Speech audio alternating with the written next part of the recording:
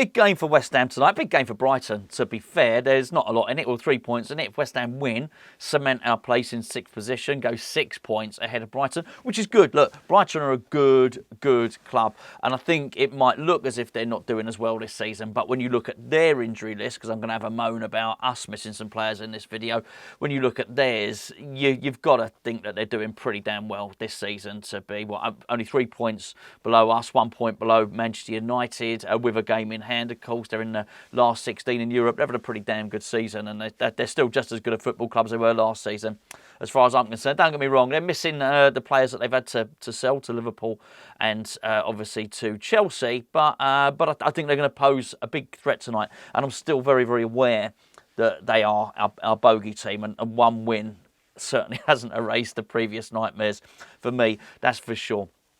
They're missing Matoma amongst other players. They're missing a lot of players. That's going to be a big miss for them. There's no doubt about it at all. He tore us apart last season, in particular. Gave Ben Johnson nightmares, didn't he? Which has taken quite a long time to recover from. But look, we've got our own problems this evening. Obviously, Mohammed Kudus is not playing. That's a bit of a bitter blow, actually. Ghana's first game is on the 14th of January. As I just found out, we just done a breakfast show earlier on over on our Patreon channel. And, 14th of January. They got a friendly on the 8th, but realistically, there wasn't a whole lot of reason why he couldn't have played. Apparently, he's got a bit of a knock as well. I can't help but think that that's just reasoning being given for them calling him over there early. You know, clearly Chris Hughton, who's the manager of Ghana, wants to have a really good pre-tournament training camp. But I don't know, bearing in mind Mo Salah played last night, bearing in mind West Ham pays wages, bearing in mind this tournament's slap bang in the middle of the Premier League season, and he's just so important to us. He could well have made the difference between, 3 points, 1 point, or no points this evening. Let's put it that way. The rumour is that Lucas Paqueta also is not available. That's a problem. Now we know obviously he got a knee injury. Posted pictures of himself recuperating in a position of convalescence. Let's put it that way. I don't know. It would not surprise me if we find out an hour before kickoff that actually he is playing. But as of right now, no Lucas Paqueta. No Mohammed Kudus, and no Nayef Aguerd. No surprise on the latter one. Clearly, obviously, he's been called up to play Morocco. And we heard, whatever it was, we heard a week or so ago that he wouldn't be playing anymore for West Ham before the African Cup of Nations. So read into that what you will, which I guess plays into the transfer tittle-tattle for today, which is primarily what this video is going to be about. But I just thought, bear in mind we've got a game this evening, we'd just sort of have a little moan by the way about the loss of some two really important players. It's going to be really interesting to see what David Moyes does tonight. We'll deal with that. Come and join us live over on the main channel, 25 minutes past 6. Lineups will be announced at 6:30, so we'll obviously talk you through and we'll do the bet and do all that other stuff that we normally do in a build-up show. Thanks so much for all the wonderful New Year messages. I had a really good New Year, so hopefully you did too as well. It was a pretty heavy night, truth be known. But thanks for all those messages. Happy New Year to all of you guys as well. And I guess we're back on it now, aren't we? New year, new transfer window, all that type of stuff. Talking of the transfer window, Kieran Maguire. Look, do you remember a few days ago I said to you that we'd had Kieran Maguire over on Hammer's chat, and Kieran Maguire had actually said West Ham are cash rich. West Ham don't really have too many problems. It was just really a numbers game in terms of one in, one out. Monetarily, we didn't have any concerns. Now, he has actually confirmed that. I believe he might have been on with Sean on More Than Just a Podcast. And he said exactly the same as what we told you and what he told us when he came onto Hammer's chat. We're all right. We're absolutely, because of the sale of Declan Rice, we're all right for money. We really are. But then we still have to deal with certain quotas. We're still going to have to deal with wages, and there's a lot that we do need to deal with. So we're going to have to get players off the books. But this whole thing about us having to sell before we buy is not true. At a point during the window, we will have to balance it up and we will have to get rid of some. But it's not the case that we have to sort of sell someone before we buy someone. We can buy someone now. We just got to make sure we then go and sell someone. And I think well, I do expect us, I wouldn't say busy, but I do expect us to do business in this transfer window. I really do. I think a lot of this stuff is smoke and mirrors to try and mask the fact that we probably do have a little bit of money. And I don't blame anybody for doing that. Not in football, not in anything else. Why would you go into a negotiation letting everybody know how much money you got? It just seems, the sensible thing to do. But that's really good. Another rumour, Danny Ings to Wolves. Well, don't get me wrong. I think I would like Danny Ings to go and find a new club in this January window. I really do. One of my biggest concerns tonight is that we see Danny Ings starting up front for West Ham. It's not something I particularly like to see. Decent player, Ings, just not a decent player at West Ham. How well would he do at Wolves? I don't know. Truth be known, I don't know. But there's a little bit. I find that slightly more believable than some of the other rumours. One of the rumours I did find really believable was side Benrahma to Fulham. That makes sense. Sometimes you hear these rumours, you think, nah, I just can't see it. Someone's just making that up. It may well be that someone's making up side Benrahma to Fulham. Maybe that's made up. But it sort of made sense to me. I could see him. In my mind's eye, I can see him playing under Marco Silva. So that's really interesting. Felipe Anderson, remember him? About to sign for Juventus, apparently. He picked up his career.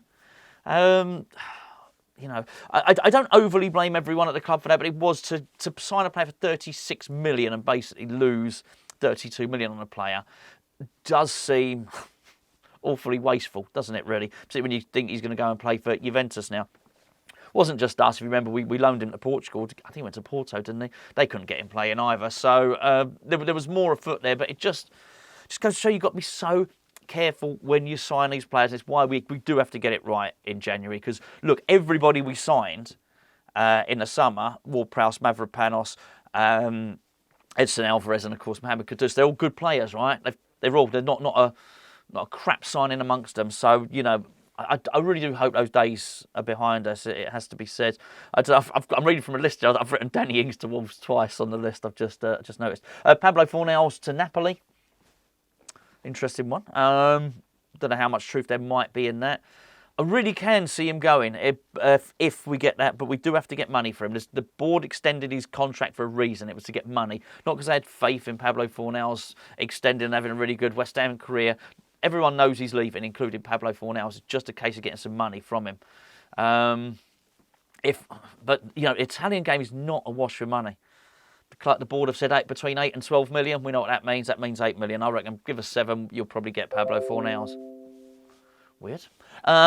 Anyway, David Moyes has let it be known that his lack of a contract is stopping him bringing new players in. I don't believe that, and I don't believe it for a second, actually. I think anyone coming in will know exactly what's going on. I'll cast your mind back to what Mohammed Kudus said upon signing for West Ham. Tim Steidten flew out.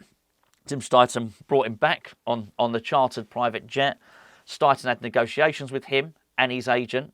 And when he was asked in his interview about assurances that he'd had at the club, if you go back and look at the interview, it's on the main West Ham website. Kudus said, I got assurances from Tim Steidten of how frequently I would play, that I'd be involved, the future project of the club. They were speaking about the project. So I don't think that this is a problem for West Ham. Particularly these overseas players, they are used to signing for directors of football and not for head coaches. And that's really the sort of infrastructure the club are trying to do at the moment at West Ham. We were trying to be that sort of continental model, aren't we, really, where David Moyes, if he signs this new contract, it's going to be as a head coach.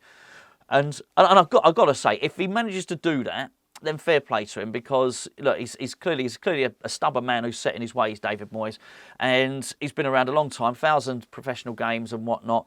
The role of to oversee and work in an industry where the role has changed from manager, where you were sort of this omnipotent person who would oversee everything in the club, to being a head coach, whereby a lot of those things you used to do, and probably he would have done at Everton, he's not going to be doing at West Ham in the future. If he can take that sort of climb down and just see himself as a head coach, then fair play. He's clearly not as stubborn as I thought he probably was at certain points. But I certainly don't think, if that's the case, and these are the parameters we're making transfers within, I don't think David Moyes having a long-term contract will deter that many players. I really don't. I think I certainly think footballers understand the fickle nature of football, and very few managers stay in place for 4 or 5 years, do they? I mean, or head coaches or whatever you want to call them. David Moyes will have been here for that length of time, so 4 years now. So, yeah, I'm not so sure. I'm not so sure I read too much into that. I don't think it will hinder us at all. I think we probably know who we want to sign, and I would hope we get it done very, very quickly. Hey, what's the hold-up? It's the second. It's the new year already. I hope they're on it. Well, what we don't want to do, whoever comes in has got to take up the slack from us missing Mohammed Kudus, right? There's no point in happening at the end of the January transfer window. Hey, but do you know what? It's like I said on the Patreon breakfast this morning, as long as we can get players on the bench that Moyes is willing to use rather than the situation we've got at the moment, we'll be in a better situation on the other side of the transfer window than we were before. And that's all you can ask for. Because I tell you what, if West Ham can have a better squad in the second half of the season than we had in the first, we'll be doing all right. There's no doubt about that. But it starts with tonight. 2 clubs with big injury problems at the moment. We may well be relying on set plays tonight. Going to be really, really interesting. But if we can win, I think we're looking... It's a statement. I think a win tonight is a statement for West Ham, because we'll only be 3 points behind Tottenham and we'll only be 4 points behind Arsenal. And they're both the best things since sliced bread, right? So not too shabby at all, but we've got to go and do it. Big night tonight.